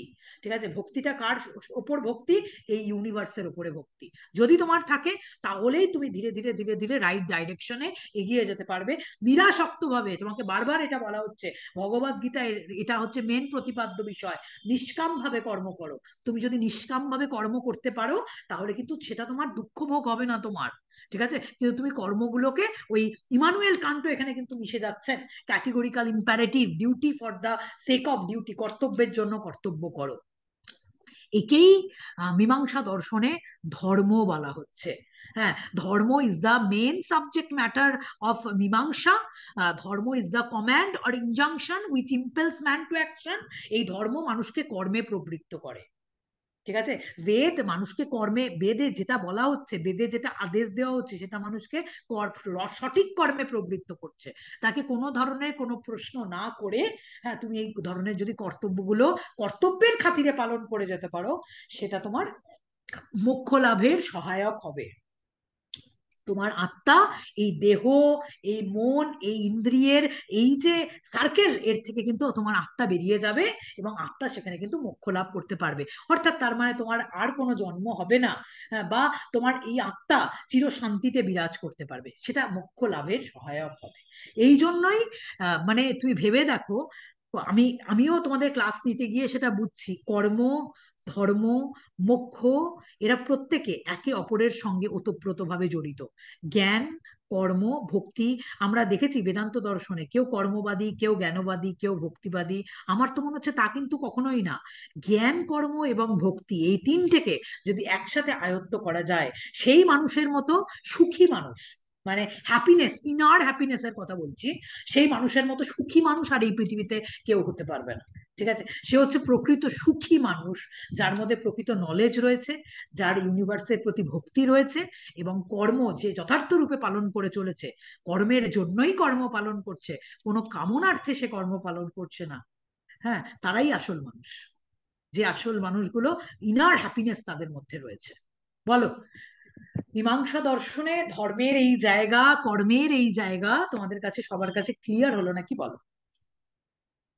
কারোর যদি মনের মধ্যে কোনো প্রশ্ন থেকে থাকে, তাহলে সেটাও কিন্তু আমাকে বলবে। ক্লিয়ার সবার কাছে? ক্লিয়ার?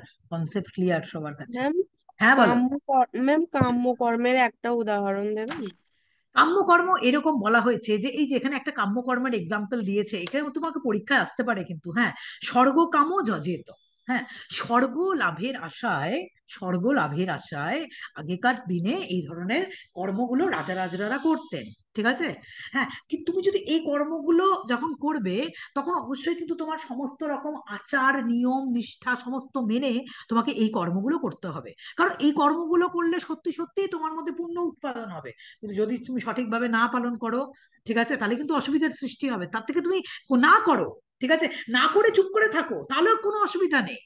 ঠিক আছে, পুণ্য তুমি অনেকভাবে অর্জন করে নিতে পারবে, কিন্তু তুমি যদি একবার এই কাজটা করতে যাও, তাহলে কিন্তু তোমাকে সঠিকভাবে এই কাজটা সম্পাদন করতে হবে। দ্যাট ইজ কল্ড স্বর্গকাম যজেত, বা একে কি বলা হচ্ছে কিন্তু তোমার অপশনাল অ্যাকশন বা কাম্যকর্ম। বোঝা গেল? বুঝতে পেরেছো? ইয়ে হ্যাঁ ম্যাম, ক্লিয়ার? বুঝতে পেরেছি। আর সবকিছু তুমি যা কর্ম করছো, সবকিছু তোমার মধ্যে সঞ্চিত থাকছে। সুতরাং এটা ভেবো না যে আমি কর্ম করছি, কেউ আমাকে দেখতে পাচ্ছে না, দেখতে পাচ্ছে। তোমার কর্মগুলো ফল প্রদান করে চলেছে। কর্ম এবং কর্মফলের মধ্যে একটা কার্যকারণ সম্পর্ক রয়েছে, নৈতিক কার্যকারণ সম্পর্ক রয়েছে। কোনো ঈশ্বরকে পুজো করলে তোমার এই হচ্ছে ফল থেকে তুমি আটকাতে পারবে না। হ্যাঁ, কিন্তু সেই ধরনের সার্টেন কিছু ক্ষেত্রে তোমার প্রায়শ্চিত্ত রয়েছে, সেই প্রায়শ্চিত্ত তুমি অন্য অনেক ভাবে তুমি করতে পারো। তার কথাও কিন্তু বেদে বলা রয়েছে যে কোন ধরনের প্রায়শ্চিত্ত কর্ম তুমি করবে, আর কোন ধরনের কর্ম করা থেকে তুমি কিন্তু সম্পূর্ণরূপে বিরত থাকবে। এটা আসলে মোক্ষ লাভের কনসেপ্টকে আমি যদি নাও মানি, হ্যাঁ, মানে আমি এটা মনে করি, যেটা আমার ক্ষেত্রে এটা ব্যক্তিগত মনে হয়, ইনার হ্যাপিনেস। হ্যাঁ, ইনার হ্যাপিনেস তোমাকে তুমি তার মতো সুখী ব্যক্তি, আনন্দিত ব্যক্তি আর কেউ থাকবে না। আর সত্যি সত্যি যদি কর্ম, হ্যাঁ, তুমি যদি ডিটাচড ম্যানারে করো, নিরাসক্ত ভাবে যে কোনো ধরনের তুমি যদি কর্তব্য কর্ম করো, হ্যাঁ, তোমার মধ্যে সেটা দুঃখের কারণ হবে না, কারণ তোমার তো কোনো ফলের আকাঙ্ক্ষা ছিল না, তুমি তো কর্তব্যের জন্যই কর্তব্যটা করেছো। It is your duty, duty for the sake of duty, তুমি কর্তব্যের জন্যই করেছো, তুমি কোনো ফললাভের আশায় করোনি। তুমি ভালো করে যদি পড়াশোনা করো, প্রচন্ড ভালো করে সারা বছর পড়াশোনা করছো, তুমি পড়াশোনা ভালো করে করতে হবে মানে তুমি পড়াশোনাটা করছো, ঠিক আছে, তাহলে তো ফল তুমি ফার্স্ট হলে কি সেকেন্ড হলে তাতে কিন্তু তোমার কোনোদিন কোনো দুঃখ হবে না। কিন্তু তুমি যদি প্রথম দিন থেকে এটা ভেবে নাও যে আমাকে এবার ফার্স্ট হতেই হবে, ঠিক আছে, এবং তার জন্য আমাকে পড়াশোনা করতে হবে, ঠিক আছে, তাহলে কিন্তু দুঃখ আছে কপালে। কারণ তুমি ফার্স্ট যদি না হও, সেটা তোমার মধ্যে কিন্তু প্রচন্ড পরিমাণে কষ্টের সৃষ্টি করবে। সুতরাং মানে ভারতীয় দর্শনে বারবার করে এটাতে জোর দেওয়া হয়েছে যে দুঃখের হাত থেকে কি করে নিবৃত্তি দেওয়া যায় মানুষকে, ঠিক আছে। আমরা এটা জেনেছি, আমরা এটা দেখছি, তারাও এটা দেখেছেন। হুম। হ্যাঁ, ইনার, একদম মোক্ষটা হচ্ছে ইনার হ্যাপিনেস, আমি এটা এটা বুঝি, মোক্ষটা হচ্ছে ইনার হ্যাপিনেস। হ্যাঁ, ফিল করার মতো একটা বিষয়। মোক্ষ মানে আমার আর জন্ম হলো না, কোনো একটা জায়গায় আত্মা চলে গেল না, ইনার হ্যাপিনেস। হ্যাঁ, বাইরের কোনো রকমের কোনো সিচুয়েশন বা বাইরের কোনো ধরনের পরিস্থিতি আমাকে চেঞ্জ করতে পারছে না, আমি আমার মধ্যে ইনার হ্যাপিনেসের মধ্যে রয়েছে। বাইরের তো অনেক সিচুয়েশন আসবে, হ্যাঁ, অনেক ভালো সময় আসবে, খারাপ সময় আসবে, ভালো সময়ও যেন তোমাকে টলাতে না পারে, আবার খারাপ সময়ও যেন তোমাকে টলাতে না পারে। হ্যাঁ, কারণ তুমি তোমার মতো, ঠিক আছে, তোমার মনের যে মানে কন্ডিশন, এটা তোমার দ্বারা নিয়ন্ত্রিত, ঠিক আছে। এটাই হচ্ছে কিন্তু মেন প্রতিপাদ্য বিষয়, যে তোমাকে সুখী রাখা, তোমাকে ইনার হ্যাপিনেস, তোমাকে ভালো রাখা, এটাই কিন্তু মেন প্রতিপাদ্য বিষয় প্রত্যেকটা ইন্ডিয়ান ফিলোসফির, ইনক্লুডিং মীমাংসা দর্শনের, যারা বলা হচ্ছে যে কর্তব্য কর্ম সম্পাদন করার কথা, যাকে এখানে ধর্ম বলে আখ্যায়িত করা হচ্ছে। বলো, তাহলে তোমাকে যদি পরীক্ষায় প্রশ্ন দেয় অ্যাকশন কত ধরনের হয়, হ্যাঁ, অব্লিগেটরি অ্যাকশন, তারপর অপশনাল অ্যাকশন, বা প্রহিবিটেড অ্যাকশন, কোন কর্মের কি স্বরূপ, কোন কর্ম করলে কি ধরনের ফল হয়, হ্যাঁ, ক্লিয়ার সবার কাছে কনসেপ্ট? আর ভুলবে না তো? হ্যাঁ ma'am, clear. Ma'am ma'am clear. নিষিদ্ধ গল্পটা উদাহরণ দেবেন? হ্যাঁ, বলো, বলো, তুলি বলো। নিষিদ্ধ গল্পটা উদাহরণ দিন। কোনটা কোনটা? নিষিদ্ধ কর্ম। নিষিদ্ধ কর্ম, যে ধরনের কর্ম তুমি একবারে করবে না, করা উচিত নয়, যে ধরনের কর্ম করলেই তোমার পাপ হবে। যেমন? যেমন মানুষকে হত্যা করা, মানুষের ক্ষতি করা। তুমি ইন্টেনশনালি যদি মানুষের ক্ষতি করো, জেনে বুঝে তুমি যদি মানুষের ক্ষতি করো, তুমি মনে করলে তোমার মধ্যে যে পাপ তৈরি হলো, ঠিক আছে, তোমার মধ্যে যে পাপ তৈরি হলো সেটাকে খণ্ডানো খুব কঠিন, তাকে কিন্তু গভীরভাবে তোমার প্রায়শ্চিত্ত করতে হবে। সুতরাং কোনো মানুষের ইন্টেনশনালি খারাপ করার আগে তুমি সেটা ভাবো, ঠিক আছে, অন্য মানুষের ক্ষতি করে নিজের ভালো করতে যেও না কখন। কারণ তুমি যদি অন্যের ক্ষতি করো, তাহলে তোমারও চরম বড়সড় ক্ষতি হয়ে যাবে, তুমি বুঝতেই পারবে না যে কি ধরনের ক্ষতি তোমার হবে, তুমি ধরতে পারবে না, ঠিক আছে। That is call prohibited action or নিষিদ্ধ কর্ম। নিষিদ্ধ কর্ম করা থেকে মানুষ সম্পূর্ণরূপে বিরত থাকবে। বলো, কেউ কিছু বলছিলে? ম্যাম, প্রায়শ্চিত্ত কর্মের একটি এক্সাম্পল। প্রায়শ্চিত্ত প্রায়শ্চিত্ত কর্মের করবো কি এক্সাম্পল? করে? হ্যাঁ। আচ্ছা, আমি এটা তোমাকে বেদে দেখেই আমি তোমাকে বলবো, আমার বেদের বই রয়েছে, ঠিক আছে, সেখানে প্রায়শ্চিত মানে ওর মনের মধ্যে ঢুকে গেছে, ধরো শাকিনুর বলছো না? হ্যাঁ ম্যাম। হ্যাঁ, তাই তো, সত্যি সত্যি এতদিন অব্দি যদি কোনো খারাপ কাজ করে থাকি, তাহলে সে প্রায়শ্চিত্ত করবো কি করে?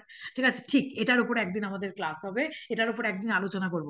শাকিনুর খাতার মধ্যে নোট ডাউন করে রাখো, কিভাবে প্রায়শ্চিত্ত করা যায়, বেদে আমাদের কি বলা হয়েছে, কি ধরনের প্রায়শ্চিত্ত কর্ম করার কথা বলা হয়েছে, ঠিক আছে। অনেকে কিন্তু দেখবে প্রায়শ্চিত্ত করে, হুম, মনে করো কোনো এক সময় কোনো একটা মানুষের প্রবল ক্ষতি করে ফেলেছে, তারপরে কিন্তু দান ধ্যান করা, দান ধ্যানের মাধ্যমে তারা প্রায়শ্চিত্ত করার চেষ্টা করে, ঠিক আছে, কিন্তু সবটাই ওই রকম ভাবে প্রায়শ্চিত্ত করলে হবে না। ঠিক আছে, আমি খারাপ করে ফেলেছি, আমাকে ভালো ফল পেতে হবে, হ্যাঁ ম্যাম, ভালো বলছি ফলের এখানে আশায় নয়। এইখানে যে দান ধ্যানের ব্যাপারটাও থাকবে, হ্যাঁ, সেখানেও তো সেই ফলের ব্যাপারটাই চলে হ্যাঁ, আসছে, যে আমি হ্যাঁ, কোনো হ্যাঁ, একটা কাজ করেছি, তার জন্যই আমি দান করছি কিছু একটা, তাহলে একদম তাই। সেখানেও মানে এ কর্মটা হচ্ছে না, আর নিষ্কাম আজকাল খুব কর্ম দেখা হচ্ছে যায় না। যে কাউকে কোনো একটা দান করছি, সেখানে ক্যামেরা চলছে, লাইভ হচ্ছে, সেটা লাইভে সবাই সেটা এখন দেখাচ্ছে। তো এটা সব জায়গায় হচ্ছে ম্যাম। ওইসব দানের কোনো মানে নেই। ওইসব দানের ম্যাম, কোনো মানে নেই, কারণ ওইসব দান তোমাকে কখনোই কোনোভাবেই তোমাকে পুণ্যবোধের উৎপাদন তোমাকে করবে না। ওই ধরনের দানের কোনো মানে নেই। লোককে দেখিয়ে শুনিয়ে দিয়ে দানের কোনো মানে নেই। দান তোমাকে ভেতর থেকে, অন্তর থেকে তোমাকে দান করতে হবে, যে দান তোমার কেউ জানবে না, কিন্তু তুমি কন্টিনিউয়াসলি দেশের জন্য করে যাচ্ছ, তোমার সমাজের জন্য করে যাচ্ছ, বা তোমার স্টুডেন্টদের জন্য করে যাচ্ছ, যে কোনো কারোর জন্য তুমি দানটা করে যাচ্ছ, কিন্তু তোমার সেই দান কেউ জানবে না। ওই ম্যাম, ক্যামেরা চালিয়ে দিয়ে, লাইভ করিয়ে দিয়ে দানের কোনো মানে নেই। হ্যাঁ বলো, রুবি বলো। হ্যাঁ বলছিলাম যে ম্যাম, সেই জন্য আগেকার দিনে বলা হতো যে ডান হাতে দান করলে বাম হাত জানবে না, এমন ভাবে দান একদম, করতে হবে। একদম কেউ জানবে না, এই কারণেই জানবে না। বুঝতে পারলে তো? সুতরাং প্রায়শ্চিত্ত কর্ম বেদে কি কি বলা আছে, ঠিক আছে, এটা আমি দেখেই তোমাকে বলবো। এটার উপর আলাদা একটা ক্লাস হবে আমাদের, কিভাবে আমাদের খারাপ কাজ করলে আমাদের প্রায়শ্চিত্ত করতে হয়। কারণ ওটা প্রকৃতভাবে আমাকে বেদ দেখেই তোমাকে ক্লাসটা নিতে হবে, এই বই থেকে নিলে হবে না। ঠিক আছে, হ্যাঁ যাই হোক ম্যাম, আজকের ক্লাসটা। ক্লাসটার জন্য অপেক্ষায় থাকবো।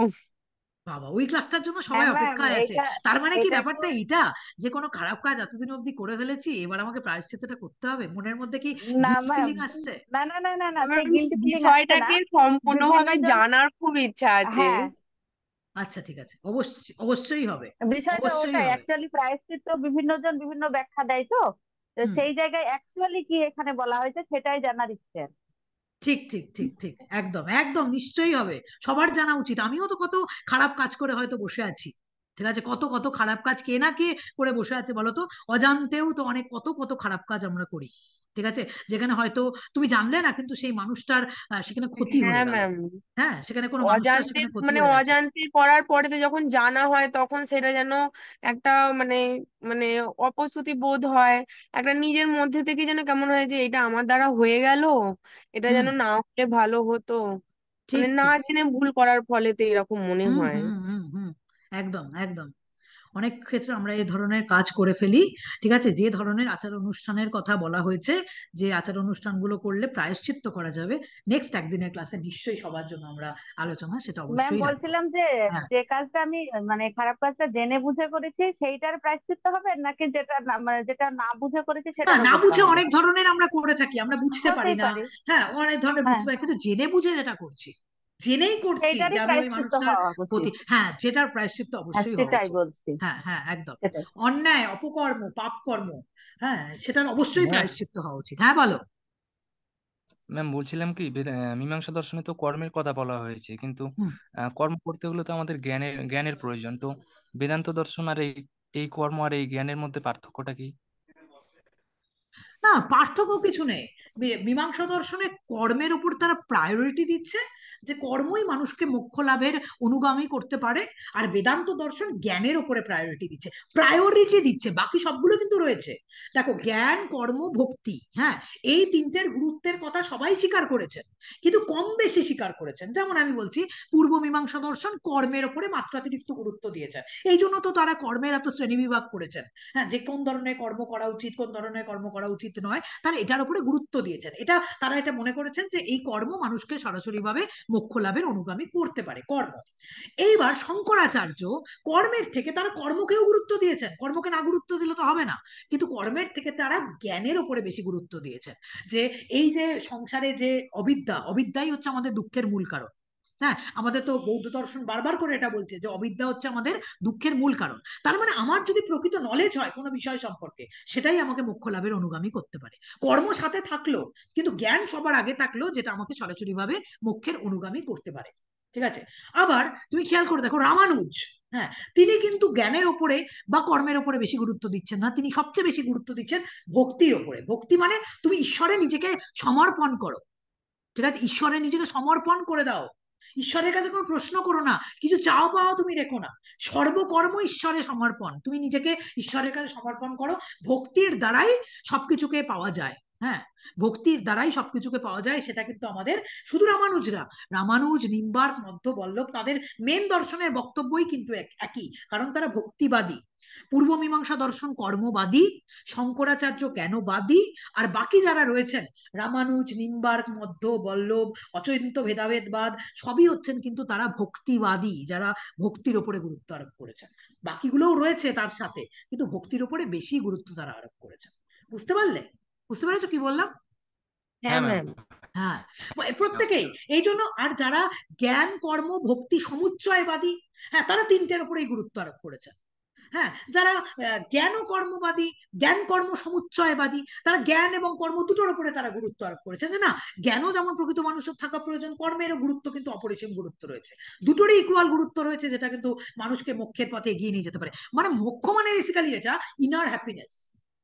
হ্যাঁ, বাইরের কোনো পরিস্থিতি এসে তোমাকে আঘাত করতে পারছে না, inner happiness, that is called moksha according to me. কারণ আমি তো নিজে মোক্ষকে কখনো অনুধাবন এখন অব্দি করতে পারিনি, কারণ আমরা তো সবাই সাধারণ মানুষ। উপলব্ধি হয়তো খানিকটা করতে পারছি, উপলব্ধি করতে পারছি, ঠিক আছে? অনেক কিছু উপলব্ধি হয় না, পড়াতে পড়াতে অনেক কিছুর উপলব্ধি হয়, এটাও একটা উপলব্ধি। ইনার হ্যাপিনেস আলাদাই জিনিস, ঠিক আছে, আলাদাই জিনিস। বলো, বুঝতে পেরেছো? ক্লিয়ার? ক্লিয়ার কনসেপ্ট সবার কাছে? হ্যাঁ ম্যাম, একদম ক্লিয়ার। একদম ক্লিয়ার। আচ্ছা, আজকে ক্লাস রেকর্ডিংটা এখানে অফ করছি। প্রায়শ্চিত্ত কর্মের ক্লাস একদিন তো নিশ্চয়ই হবে, যেখানে বিভিন্ন ধরনের কর্ম, নিষিদ্ধ কর্ম করে ফেললে সেটাকে প্রায়শ্চিত্ত কি করে করা যায়, সেটা নিশ্চয়ই আমরা জানবো। আর হচ্ছে, নিষিদ্ধ কর্ম করা থেকে বিরত থাকো। যে লাস্টে একটাই কথা তোমাদের বলবো, জেনে বুঝে কারোর কখনো কোনো ক্ষতি করো না। আর নিজের ভালোর জন্য কারোর ক্ষতি করে তোমার নিজের ভালো করতে হবে, এই কনসেপ্ট একদম ভুল। আর বর্তমান যুগে এটাই চলছে, যে কারোর ক্ষতি করে দিয়ে, হ্যাঁ, কাউকে ট্রোল করে দিয়ে, হ্যাঁ, বা তুমি নিজের ভালো করে ফেলছো, কারোর ক্ষতি করে ভালো করো না। বরং নিজের যদি ভালো করতে হয়, সবাইকে নিয়ে তুমি ভালো করো, সবার ভালো করো, নিজেরও ভালো করো, তাতে তো কোনো অসুবিধা নেই, ঠিক আছে? কিন্তু অন্যের ক্ষতি করে নিজের ভালো করো না, এটা থেকে সম্পূর্ণরূপে বিরত থাকো, অন্যের ক্ষতি করো না। এটা আমার লাস্ট পরামর্শ সবার জন্য। আজকে ক্লাস বলছি রেকর্ডিংটা miss, এখানেই একটা অফ কথা করছি। জিজ্ঞাসা করবো? হ্যাঁ, বলো। বলছি ম্যাম, নিজেকে কষ্ট দিয়েও অন্যের ভালো করাটা উচিত? না, কখনোই না, কখনোই না। এটা ভালো উচিত না করার তো? জন্য সবার আগে তোমাকে মানতে হবে যে তোমার নিজেকে ভালো রাখতে হবে, ভালো রাখতে ঠিক হবে। আছে? নিজেকে ভালো, দেন অন্যকে ভালো রাখো। কনসেপ্টটা চেঞ্জ হয়ে গেছে। অন্যকে ভালো রাখা দেন নিজেকে ভালো রাখা না, নিজেকে ভালো রাখো। তুমি যদি নিজেকে ভালো রাখো, তবে তুমি অন্যের ভালো করতে পারবে। নিজেকে খারাপ রেখে অন্যের ভালো করা কখনো যায় না, সমাজের ভালো করা কখনো যায় না। নিজেকে নিঃশেষ করে সমাজের ভালো তোমাকে কেউ করতে বলেনি, কোনো দার্শনিকরা করতে বলেননি, সেটা ইন্ডিয়ান ফিলোসফাররা হোক বা ওয়েস্টার্ন ফিলোসফাররা। নিজেকে ভালো রাখো, অন্যকেও ভালো রাখো, ঠিক আছে? আগে আচ্ছা। নিজের ভালো থাকা দিয়ে সেটা যেন শুরু হয়, শুরুটা অন্যকে দিয়ে নিজেকে আসা নয়, নিজের থেকে অন্যকে ভালো। একদম তাই ম্যাম।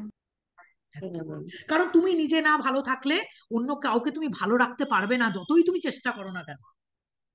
নিজেকে ভালোবেসে, হ্যাঁ, অন্যদের ভালোবাসতে হবে, অবশ্যই তাই। নিজেকে ইকুয়ালি ভালোবাসতে হবে। তোমার নিজের প্রতি কি তোমার দায়বদ্ধতা নেই? তোমার অন্যের প্রতি দায়বদ্ধতা আছে। তোমার আত্মার প্রতি কি তোমার কোনো দায়বদ্ধতা নেই? তোমার মধ্যেও তো একটা আত্মা বিরাজ করছে, অন্যের আত্মার প্রতি তোমার অনেক দায়বদ্ধতা আছে, অন্য মানুষের প্রতি তোমার অনেক দায়বদ্ধতা আছে, আর তোমার নিজের প্রতি নেই। তোমার নিজের যে আত্মাটা যে কষ্ট পাচ্ছে, তাকে কষ্ট দেওয়ার অধিকার কি তোমার আছে? সেটাও কিন্তু তোমাকে ভেবে দেখতে হবে। সেটার কষ্ট দেওয়ার অধিকার নেই, নিজেকে ভালো রাখতে হবে, ঠিক আছে? তারপর অন্যকে ভালো রাখো, ঠিক আছে, কোনো অসুবিধা নেই, নিজেকে কিন্তু ভালো অন্যের রেখে ক্ষতি তারপর করো না। বাকি অন্যের সবাইকে ভালো আবার এটাও রাখতে হবে। কনসেপ্ট আছে, অন্যের ক্ষতি, অন্যের ক্ষতি চেয়েও না, অন্যকে ভালো না করতে পারো, তার ক্ষতি করে দিও না কখনো। সবাইকে হ্যাঁ ভালো করার কথা তোমাকে কেউ বলেনি যে তুমি সবাইকে ভালো করো, ঠিক আছে? কিন্তু অন্যকে ভালো করতে গিয়ে, হ্যাঁ, মানে নিজের ক্ষতি করে দিও না।